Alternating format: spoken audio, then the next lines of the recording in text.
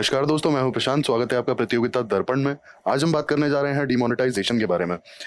19 मई 2023 को आरबीआई ने यह अनाउंस किया कि 2000 के जो करेंसी नोट्स हैं उन्हें सर्कुलेशन से विड्रॉ कर लिया जाएगा। और ये जो टाइम फ्रेम प्रोवाइड की है आरबीआई ने, ये टाइम फ्रेम प्रोवाइड की है सितंबर 30, यानी कि 30 सितंबर तक या तो आप अपने अकाउंट में 2000 के नोटों को जमा करा सकते हैं या फिर एक्सचेंज कर सकते हैं 30 सितंबर या उससे पहले। अब ये जो मूव है ना 2000 की करेंसी को विड्रॉ करने का, ये आरबीआई के क्लीन नोट पॉलिसी का पार्ट है। और ये क्या है क्लीन नोट पॉलिसी, आगे हम इसे डिटेल में डिस्कस करेंगे। फिलहाल शॉर्ट के लिए अगर इसे समझा जाए तो हाई क्वालिटी करेंसी नोट्स को प्रोवाइड करना और इंप्रूव्ड सिक्योरिटी फीचर्स अपनी करेंसी में जो भी सर्कुलेशन में है उसमें इंप्रूव्ड सिक्योरिटी फीचर्स को ऐड करना, ये एक बेसिक एम है आरबीआई की क्लीन नोट पॉलिसी का। आइए अब डिमोनेटाइजेशन पे बात कर लेते हैं। अब ये जो 2000 के नोट को करेंसी सर्कुलेशन से विड्रॉ करने वाला स्टेप है, ये आरबीआई के करेंसी मैनेजमेंट ऑपरेशंस का एक पार्ट है। इससे पहले हमने देखा था 2016 में भी एक डिमोनेटाइजेशन हुआ था, जिसमें सरकार ने पुराने 500 और 1000 के नोट्स को डिमोनेटाइज कर दिया था। और उसी समय पे आए थे नए 500 और 2000 के नोट्स। और ये उसी ड्यूरेशन में 2016 का जब डिमोनेटाइजेशन हुआ था, तो आज जिस 2000 के नोट का डिमोनेटाइजेशन हुआ है, जिसे विड्रॉ कर लिया गया है करेंसी सर्कुलेशन से, ये 2016 के डिमोनेटाइजेशन के बाद 2000 का नोट इसे सर्कुलेशन में लाया गया था। हालांकि इसकी प्रिंटिंग जो है ये 2018 और 19 में स्टॉप कर दी गई थी। अब यहाँ पे सबसे खास बात यह है कि 2000 नोट की जितनी करेंसी सर्कुलेशन में है 2000 के नोट की, वो जो टोटल करेंसी है उसका सिर्फ 10% वैल्यू इतने ही 2000 के नोट सर्कुलेशन में है। हालांकि जब 2016 में डिमोनेटाइजेशन हुआ था तब तो ऑलमोस्ट जो करेंसी सर्कुलेशन में थी उसकी 86% करेंसी विड्रॉ कर ली गई थी। और आज की तारीख में अगर आप देखें 2000 के नोटों की बात की जाए तो सिर्फ और सिर्फ लगभग 11% जो करेंसी सर्कुलेशन में है उसका 11% वैल्यू का 2000 का नोट विड्रॉ किया जाएगा, यानी कि सर्कुलेशन से बाहर कर दिया जाएगा। और 30 सितंबर के बाद ये एक लीगल टेंडर नहीं रह जाएगा। हम आगे बात करेंगे लीगल टेंडर क्या है और क्या नहीं है। इसके बाद इसके अगर इम्पैक्ट की बात की जाए तो जो एक्सपर्ट्स हैं और जो इकोनॉमिस्ट्स हैं उनका ये कहना है कि बहुत ही मार्जिनल इम्पैक्ट होगा। रीजन बीइंग, जितनी करेंसी सर्कुलेशन में है उसकी सिर्फ और सिर्फ 10.8% ही वो करेंसी है जो कि 2000 के नोट्स हैं। तो इसका इम्पैक्ट बहुत ज़्यादा बड़ा नहीं होगा। अगर आप इसे कंपेयर करें 2016 के डिमोनेटाइजेशन से, तो वो तो 86% करेंसी को विड्रॉ कर लिया गया था उस समय पर। तो इसीलिए इम्पैक्ट बहुत ही ज़्यादा क्राइसिस वाला हो गया था। करेंसी के नोट्स है ही नहीं और इतना डिजिटल पेमेंट के लिए अवेयरनेस भी नहीं थी उस समय लोगों में। तो करेंसी को लेकर के 2016 वाला जो डिमोनेटाइजेशन हुआ था उस वक्त काफ़ी ज़्यादा इशूज़ हुए थे। अब अगर इसके एक्सचेंज की बात की जाए तो या तो 2000 के नोट्स को बैंक में चेंज करवाया जा सकता है या फिर बैंक में अपने अकाउंट्स में जमा करवाया जा सकता है। ये दोनों तरीके से बदला जा सकता है। अब अगर हम बात करें आरबीआई की क्लीन नोट पॉलिसी की, तो क्लीन नोट पॉलिसी का सबसे जो मेन एम है वो ये है कि करेंसी नोट्स और कॉइन्स जिसमें सिक्योरिटी फीचर्स कम है उन्हें तो विड्रॉ कर लिया जाए, और जो न्यूली एडेड सिक्योरिटी फीचर्स वाली करेंसीज हैं उन्हें मार्केट में सर्कुलेट कर दिया जाए। तो सबसे पहला तो जो एम है वो सिक्योरिटी फीचर्स को बढ़ाना है, ज़्यादा से ज़्यादा सिक्योरिटी फीचर्स एडेड हों जिससे कि काउंटरफीट करेंसी को कर्ब किया जा सके। और दूसरा जो एम है आरबीआई की क्लीन नोट पॉलिसी का वो है सॉइल्ड एज वेल एज पुराने नोट्स को विड्रॉ करना। अब सॉइल्ड नोट्स क्या होते हैं? सॉइल्ड नोट्स बेसिकली यहाँ पे 2 से 3 कैटेगरी में हम डिवाइड कर सकते हैं। सॉइल्ड नोट्स, एक तो जो एक्चुअल में डर्टी हैं, जो गंदे हो चुके हैं। दूसरा, जिनका वियर एंड टियर काफी ज्यादा हो चुका है। एग्जाम्पल के लिए अगर हम समझें तो आपने मार्केट में कई बार देखा होगा कि नोट टुकड़ों में फट जाता है, 2 टुकड़ों में फट जाता है और उसे लोग चिपका देते हैं टेप से, और कई बार उसे लोग या शॉपकीपर्स लेते भी नहीं है। तो वो उस टाइप के वियर एंड टियर वाले जो नोट्स हैं। और कई बार होता है कि कॉर्नर वगैरह भी फट जाते हैं नोट्स के और बहुत इशूज आते हैं, उन्हें सीधे फिर बैंक में ही बदलवाने ले जाना पड़ता है। तो ये बेसिक 2 एम है आरबीआई की क्लीन नोट पॉलिसी के। पहला, जो सॉइल्ड यानी कि डर्टी नोट्स जिसपे काफी गंदगी लगी हुई है, काफी गंदे हो चुके हैं। गंदे होने का एक ड्रॉबैक ये भी है कि जो सिक्योरिटी फीचर्स होते हैं ना नोट्स के, वो कई बार छुप जाते हैं करेंसी नोट्स के, और ऐसे में काउंटरफीट करेंसी के आने के चांसेस थोड़े से बढ़ जाते हैं। उसे रिकॉग्नाइज कर पाना थोड़ा सा मुश्किल हो जाता है कभी कभार, एक्सेसिव गंदगी अगर नोट्स पर होती है तो। ये भी एक रीजन है। दूसरा, आपने देखा ही है वियर एंड टियर वाले नोट्स लोग लेना पसंद नहीं करते हैं क्योंकि कई बार बैंक्स में जमा नहीं होते हैं और इसके लिए भी अलग प्रोसीजर्स हैं। तो यही कारण है कि आरबीआई की जो क्लीन नोट पॉलिसी है उसमें एडेड सिक्योरिटी फीचर्स वाली करेंसी को मार्केट में लेकर आना, और दूसरा, जो सॉइल्ड या पुराने नोट्स हैं उन्हें सर्कुलेशन से बाहर निकालना। अब यहाँ पर एक इंपॉर्टेंट फैक्ट ये है कि 2005 से पहले जितने भी करेंसी नोट्स प्रिंट हुए थे, आरबीआई ने धीरे धीरे स्टेप्स ले करके और वो सारे नोट्स विड्रॉ कर लिए। और उसका रीजन सिर्फ और सिर्फ ये था कि 2005 से जो पहले करेंसी प्रिंट हुई थी उनमें added security features as compared आज की जो करेंसी नोट्स हैं उनसे बहुत ही कम थे। अब एग्जांपल के लिए अगर मैं बताऊं तो आप लोगों ने अगर ध्यान से नोट्स देखे हो, काउंटरफीट करेंसी से आप कैसे डिफरेंशिएट कर पाते हो, तो एग्जांपल अगर आप देखोगे तो सबसे पहला आ जाता है वाटरमार्क। ठीक है, वाटरमार्क के अलावा फिर जो हमारी कुछ इमेजेस होती हैं, एग्जांपल के लिए जैसे अगर आप देखोगे तो 2000 के नोट पे गांधी जी की फोटो है, इसके बाद आपका मंगलयान की फोटो है, इसके बाद 500 के नोट पे आप देखोगे तो उस पर लाल किले की फोटो है, इसके बाद आपका कुछ इस तरीके के फीचर्स होते हैं जो सिक्योरिटी वायर्स होती हैं, जो बीच में एक कलरफुल सी वायर होती है, तो उसे अगर आप ध्यान से देखेंगे तो उसका कलर चेंज हो जाता है अगर आप डिफरेंट एंगल्स पे उसे देखते हैं तो इस तरीके के जो सिक्योरिटी फीचर्स हैं वो नई करेंसी में और बढ़ा दिए जाते हैं, और इससे हमारा जो काम होता है वो आसान हो जाता है, काउंटरफीट करेंसी को डिफरेंशिएट करना और उसे एलिमिनेट करना। और ये तो आप सभी लोग जानते हैं कि काउंटरफीट करेंसी इंडिया में बहुत बड़ा इशू है।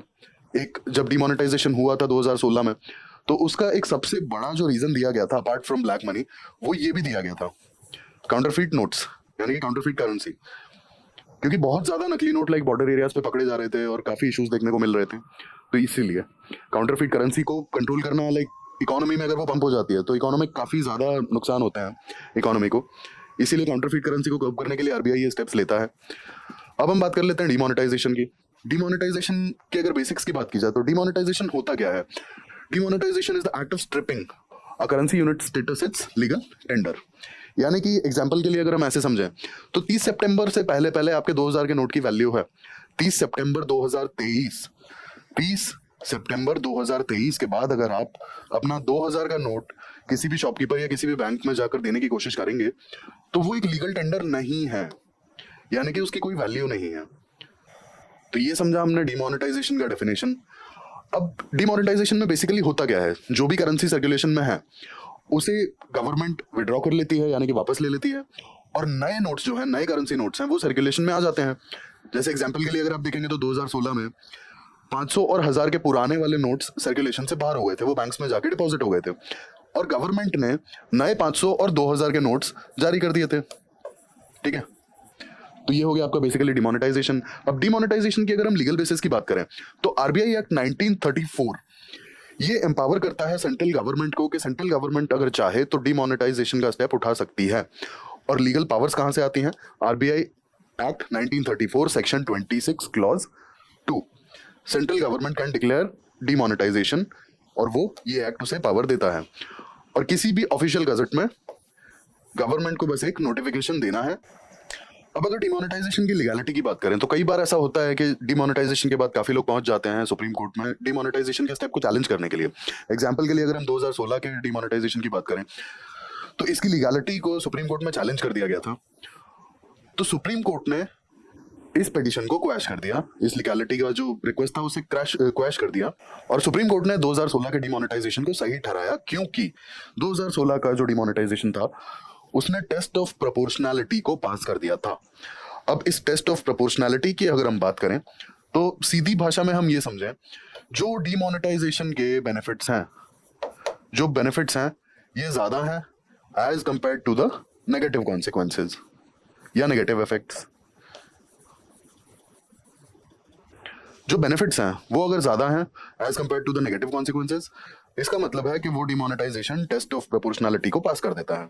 और 2016 में यही हुआ था, सुप्रीम कोर्ट के सामने गवर्नमेंट ने ये प्रूव कर दिया था कि जो बेनिफिट्स हैं डिमोनेटाइजेशन के वो ज्यादा हैं as compared to the negative effects which were seen during the demonetisation of 2016। आइए अब एडवांटेजेस की बात कर लेते हैं। एडवांटेजेस में सबसे पहला होता है स्टेबलाइजेशन ऑफ द करेंसी। अब करेंसी स्टेबलाइजेशन से सबसे पहला मतलब होता है काउंटरफीट करेंसी। काउंटरफीट करेंसी जैसा कि मैंने आपको बताया था 2016 में काउंटरफीट करेंसी उससे पहले कई बार इंटरनेशनल बॉर्डर्स पे पकड़ी जा रही थी, तो एक रीजन ये भी था कि काउंटरफीट करेंसी को कर्ब करना है, इसीलिए गवर्नमेंट ने डिमोनेटाइजेशन किया था। दूसरा, जो ब्लैक मार्केट या फिर जो ग्रे मार्केट होती है, यानी कि जो इनफॉर्मल मार्केट होती है, बेसिकली अगर हम प्लेन भाषा में समझें तो जो इनफॉर्मल मार्केट्स होती हैं, इनफॉर्मल मार्केट्स को कर्ब करना ये भी एक स्टेप होता है, ये भी एक एडवांटेज होता है इसका। जो भी इनफॉर्मल मार्केट्स होती है उन्हें ज्यादा ट्रांसपेरेंट बनाना। ये हमने पहले एग्जांपल्स एडवांटेजेस देखे। इसके बाद secondly curbing the black money. अब ब्लैक मनी में कई बार क्या होता है कि जितना ब्लैक मनी की जो भी ट्रांजैक्शंस होती हैं बेसिकली वो कैश में होती हैं, और ये जो डील्स होती हैं कैश में, तो ये काफी बड़ी मात्रा में कैश होता है, लाइक 5, 10, 20, 50, 100 करोड़। अब इतना कैश कोई भी ऑब्वियस सी बात है छोटी करेंसी में तो रखेगा नहीं, 100 या 50 के करेंसी नोट्स में। तो ये जो ब्लैक मनी होता है ये कई बार 500, 1000 या फिर 2000 के करेंसी नोट्स में रखा जाता था। अब 500 और 1000 के नोट 2016 के बाद तो रहे नहीं, फिलहाल तो 2000 के नोट्स हैं। तो कई बार क्या होता है कि लोग करोड़ों रुपए अपने पास ब्लैक मनी जो रखते हैं वो बड़ी करेंसी में रखते हैं। तो गवर्नमेंट ये एक स्मार्ट स्टेप लेती है कि बड़े करेंसी नोट्स को डिमोनेटाइज कर देती है, और बड़े करेंसी नोट्स को डिमोनेटाइज करने का मतलब है कि ब्लैक मनी सामने आएगा ही आएगा। एग्जाम्पल के लिए आपको बताओ, 2016 का जब डिमोनेटाइजेशन हुआ था तो दिल्ली एनसीआर की मैं बात कर रहा हूँ, दिल्ली एनसीआर में आए दिन ये न्यूज आती थी कि कहीं बैग में 1000 के नोट भरे हुए मिले, कहीं 1 करोड़ मिले, कहीं 2 करोड़ मिले, कहीं 40 लाख मिले। लोग लाइक उन्हें डर था कि पकड़े ना जाए हम लोग, क्योंकि हम बैंक में इतना पैसा लेके जाएंगे तो हम दिखाएंगे कहाँ से, सोर्स कैसे दिखाएंगे। किसी बिजनेसमैन के लिए तो शायद ये चीजें आसान होंगी, बट अगर कोई नॉर्मल आदमी है जो कोई छोटा मोटा बिजनेस कर रहा है और जिसमें उसका ब्लैक का पैसा ज्यादा है, तो वो सोर्स कहाँ से दिखाएगा। अगर उतना टर्नओवर ही नहीं है, जितना उसके पास पैसा है उतना टर्नओवर छोड़िए, लाइक अगर कोई सालाना 1 करोड़ का बिजनेस कर रहा है और उसके पास अगर 10 करोड़ का ब्लैक मनी है, क्योंकि उसने टैक्स बचाने के चक्कर में उसने बहुत सारी चीजें लीगलाइज नहीं की या फिर ट्रांसपेरेंट नहीं की, तो वो सोर्स कहाँ से दिखाएगा। और यहाँ पे सबसे बड़ा इशू आता है सोर्स का। और अगर सोर्स नहीं दिखा पाए और आपने उस पर टैक्स नहीं दिया तो ब्लैक मनी हुआ ना। तो ये इशू आता है कि मतलब लाखों और करोड़ों रुपए दिल्ली एनसीआर में लोग बैग्स में डाल के 1000 के नोट्स में, 1000 के करेंसी नोट्स फेंक कर जा रहे थे रोड पे, ठीक है। तो ब्लैक मनी में क्या होता है कि इस तरीके से ब्लैक मनी गर्व होता है, क्योंकि बड़ी जितनी भी करेंसी नोट्स होती हैं लोग ब्लैक मनी रखेंगे तो ऑब्वियसली जितना कम से कम स्पेस ऑक्यूपाई करे उतना अच्छा है उनके लिए। आप कोई भी 10, 20, 50 या 100 के नोट्स में तो ब्लैक मनी नहीं रखेगा, ऑब्वियस सी बात है। तो बड़े जितने भी करेंसी नोट्स हैं, गवर्नमेंट का ये एक स्मार्ट स्टेप होता है कि ब्लैक मनी को अगर कर्व करना है या फिर उसे लाइक सिस्टम में लेकर आना है तो वो बड़े नोट्स को डिमोनेटाइज कर देती है। तो कहीं ना कहीं जैसे उसके बाद एमनेस्टी स्कीम भी निकाली थी गवर्नमेंट ने कि किसी भी तरह का अगर आपके पास ब्लैक मनी है तो आप उस पर पर्टिकुलर टैक्स भरिए, अगर आपने सोर्स बता पाए और आप बहुत ज्यादा मतलब अगर इश्यूज नहीं निकले उस पर, आप उस पर टैक्स भरिए और वो वाइट हो जाएगा। अब ऐसा नहीं है कि यहाँ पे आप करोड़ों रुपए वाइट करा सकते थे। इस एमनेस्टी स्कीम में मतलब ये था कि कुछ लिमिटेड था कि हाँ भाई आपने टैक्स चोरी करने के चक्कर में अपनी इनकम नहीं दिखाई तो आप उस पर शांति से टैक्स भर दीजिए और उसे वाइट करा लीजिए। गवर्नमेंट का सीधा हिसाब है कि वो जो है वो ट्रांसपेरेंट हो गया, अकाउंट्स में आ गया गवर्नमेंट के, और आपने टैक्स भर दिया तो आप भी बच गए। अदरवाइज कल दिन को अगर आपके यहाँ पर रेट पड़ती है और आपके यहाँ पर लाखों करोड़ रुपए एडिशनल मिल जाते हैं जितनी आपकी इनकम आपने शो ही नहीं कर रखी है, तो ऑब्वियसली वो तो सारी जाएगी ना फिर तो, और जेल अलग से होगी। तो गवर्नमेंट यहाँ पर भी स्मार्ट खेल गई। तो ये इस तरीके के जो स्टेप्स होते हैं ना गवर्नमेंट टाइम टाइम पे लेती रहती है जिससे कि ब्लैक मनी सिस्टम में आता रहे, ठीक है। फिर हम तीसरे एडवांटेज की बात करते हैं तो प्रमोट्स डिजिटाइजेशन। अब यहाँ पर सबसे इंपॉर्टेंट एग्जांपल अगर हम लेंगे ना तो वो आता है पेटीएम का। पेटीएम इज लाइक 2016 के पहले पेटीएम के बहुत कम यूजर्स थे, और जो डीमोनेटाइजेशन हुआ था ना उसके बाद पेटीएम के जो यूजर्स थे स्पाइक मारे थे, एकदम स्पाइक। इतने ज्यादा यूजर्स ऐड हुए थे विद इन 7 से 8 महीने, इतने ज्यादा। और आज आप देख सकते हैं कि आप वेजिटेबल शॉप पर भी जाएंगे ना तो वहां पर भी पेटीएम और गूगल पे चल जाता है। किस लेवल पे डिजिटलाइजेशन हुआ है, स्पेशली अगर हम डिजिटल पेमेंट्स की बात करें तो किस लेवल पे हुआ है, आप देख सकते हैं कि एक टाइम था जहां होता है ना कि बड़े बड़े शॉप्स पर भी आपको स्कैनर या फिर पेटीएम या फिर यूपीआई पेमेंट्स नहीं मिलती थी। और 2016 के डिमोनेटाइजेशन के बाद अगर आप देखो तो ये जो डिजिटल पेमेंट से कितनी ज्यादा बढ़ गई हैं और कितनी ज्यादा इजी हो गई हैं, तो कहीं ना कहीं ये डिजिटाइजेशन को प्रमोट करता है। अब डिजिटाइजेशन से होता क्या है, डिजिटल पेमेंट से होता क्या है, इसके हम बेनिफिट्स पे बात कर लेते हैं। सबसे पहला जो बेनिफिट होता है ना डिजिटल पेमेंट्स का वो होता है ट्रांसपेरेंसी, ठीक है। गवर्नमेंट जो है ट्रांजैक्शंस देख पा रही है, सारे जो ट्रांजैक्शंस है वो गवर्नमेंट के सामने ही हो रहे हैं, ये ऑन रिकॉर्ड्स हैं, बैंक के रिकॉर्ड्स में है। तो सबसे पहला जो इसका एडवांटेज है वो है ट्रांसपेरेंसी डिजिटाइजेशन का। और दूसरी अगर हम बात करें तो ये एडवांटेज मतलब इनडायरेक्ट है, लेकिन कहीं ना कहीं इससे आरबीआई और गवर्नमेंट का बहुत बड़ा फायदा होता है। दूसरा एडवांटेज है जो करेंसी नोट्स हैं वो कम यूज होते हैं। करेंसी नोट्स जितना कम यूज होंगे, तो अभी हमने देखा था आरबीआई की जो क्लीन नोट पॉलिसी है उसमें क्या चीज थी एक नोट करने वाली, वो थी सॉइल्ड नोट्स। जो क्लीन नोट पॉलिसी थी उसमें सॉइल्ड नोट्स को भी तो चेंज करता था, और करेंसी जितना कम यूज होगी उतना कम वियर एंड टियर होगी, उतना कम सॉइल्ड होगी, और उतना कम सॉइल्ड होगी तो उतना आरबीआई को रिप्लेस कम करनी पड़ेगी वो करेंसी। और आरबीआई को अगर रिप्लेस नहीं करनी पड़ेगी तो फायदा जो करेंसी नोट्स की प्रिंटिंग कॉस्ट है वो ऑब्वियसली सेव होगी। और ये बेनिफिट किसका है? ऑब्वियसली ये government as well as RBI दोनों का है। ठीक है, तो ये हमने बात की एडवांटेजेस पे। अब हम डिस्कस कर लेते हैं डिसएडवांटेजेस। सबसे पहला डिसएडवांटेज है टेम्परेरी स्लो डाउन। अब जो भी छोटे या फिर इनफॉर्मल बिजनेसेस हैं, जैसा कि हम जानते हैं कि बहुत सारे जो बिजनेसेस हैं, स्पेसिफिकली अगर एमएसएमई और छोटे लेवल की बात करें अगर हम, तो ये सारे इनफॉर्मल ही हैं। यहाँ पे बहुत ज़्यादा डिजिटाइजेशन और ये सारी चीज़ें नहीं है। इसके बाद दूसरी चीज़ कि जो बहुत ज़्यादा छोटे छोटे बिजनेस हाउसेज हैं, ये कैश डिपेंडेंट है अपने डेली बिजनेस ऑपरेशंस के लिए। अब ये कैश डिपेंडेंट है और इस केस में अगर डिमोनेटाइजेशन हो जाएगा तो ये लोग अपने ऑपरेशंस कैसे कंडक्ट करेंगे? और जब ये लोग अपने ऑपरेशंस कंडक्ट नहीं कर पाएंगे तो एक टेम्परेरी स्लो डाउन तो आएगा ही ना। अब सेकंड अगर हम डिसएडवांटेज पे बात करें तो एडमिनिस्ट्रेटिव कॉस्ट, जैसा कि हमने बात की थी डिजिटाइजेशन की, तो बैंक्स का काफ़ी टाइम खराब होता है डिमोनेटाइजेशन में। इसके बाद आरबीआई को नए नोट्स जो हैं प्रिंट करने पड़ते हैं, उसमें भी काफ़ी पैसा जाता है करेंसी नोट्स को प्रिंट करने के लिए। ठीक है, तो ये इसका एडमिनिस्ट्रेटिव कॉस्ट होता है, काफ़ी ज़्यादा पैसा खर्च होता है नई करेंसी को प्रिंट करने में, और पुरानी जो सर्कुलेशन में है करेंसी उसे कलेक्ट करने में काफ़ी टाइम और पैसा जाता है। अब तीसरी हम बात कर लेते हैं impact on cash driven sectors. जो हमने यहाँ बात की, कैश डिपेंडेंट है बहुत सारे सेक्टर्स। इसके एग्जाम्पल अगर मैं आपको दूं, सबसे पहला हो जाता है हॉस्पिटैलिटी, इसके बाद रिटेल सेक्टर्स हो जाते हैं। ठीक है, इसके बाद और भी बहुत सारे छोटे मोटे बिजनेस ऐसे हैं, और एग्जाम्पल के लिए आप फार्मिंग ले लीजिए। अब जो छोटे फार्मर्स हैं, स्मॉल फार्मर्स हैं, उनके पास में लाइक डिजिटल पेमेंट्स के लिए बहुत ज़्यादा रिसोर्सेज नहीं होंगे, आज भी नहीं होंगे, जबकि शायद हम ऐसे वर्ल्ड में हैं जहाँ हर किसी के पास स्मार्टफोन है, ऑलमोस्ट हर दूसरे बंदे के पास स्मार्टफोन है, लेकिन तब भी। तो ये जो कैश डिपेंडेंट सेक्टर्स हैं, कैश डिपेंडेंट बिजनेसेस हैं, इन लोगों की काफ़ी हालत ख़राब हो जाती है। इनकी जितनी भी बिजनेस ट्रांजैक्शंस है ना, वो उस पर फ़र्क पड़ता है, वो हैम्पर होती हैं। और अगर बिजनेस ट्रांजैक्शंस नहीं हो रही हैं टाइमली, तो ऑब्वियसली जो बिजनेस है, जो आउटपुट है, जो प्रोडक्शन है, वो नहीं हो पाएगा टाइमली। तो ये इनका एक और डिसएडवांटेज डिमोनेटाइजेशन का। अब हम बात कर लेते हैं लीगल टेंडर पे। लीगल टेंडर क्या होता है, इंडिया में क्या लॉज हैं जो डिफाइन करते हैं लीगल टेंडर को, और क्या लिमिट्स हैं, और कितने टाइप के होते हैं। ये तीनों चीजें, चारों चीजें हम जानते हैं इसमें। लीगल टेंडर बेसिकली एक करेंसी है जो कि लॉ रिकॉग्नाइज करता है, और इसका पर्पस क्या होता है? To settle debts and obligations. अब यहाँ पे हमें दो चीजें देखनी है, पहला हमें देखना है कॉइन्स, और दूसरा हमें देखना है करेंसी नोट्स यानी कि बैंक नोट्स। तो यहाँ पे एक बहुत खास बात है, कॉइनेज एक्ट 2011 के सेक्शन 6 के तहत कॉइन्स इशू करने की जो पावर होती है ना, वो गवर्नमेंट ऑफ इंडिया की है। But section 26 of RBI act 1934, this particular section of RBI act empowers Reserve Bank of India to issue bank notes. अब यहाँ पे एक बात बहुत इंपॉर्टेंट है, 1 रुपए का जो नोट होता है ना, 1 रुपए का जो नोट होता है, I am not talking about coin, 1 रुपए का जो नोट होता है, it is issued by government of India, और बाकी सारे जो बैंक नोट्स या करेंसी नोट्स होते हैं वो reserve Bank of India issue करता है। ठीक है, अभी इसके अगर टाइप्स की बात की जाए, कितने टाइप के लीगल टेंडर होते हैं, तो 2 टाइप के होते हैं basically, limited as well as unlimited.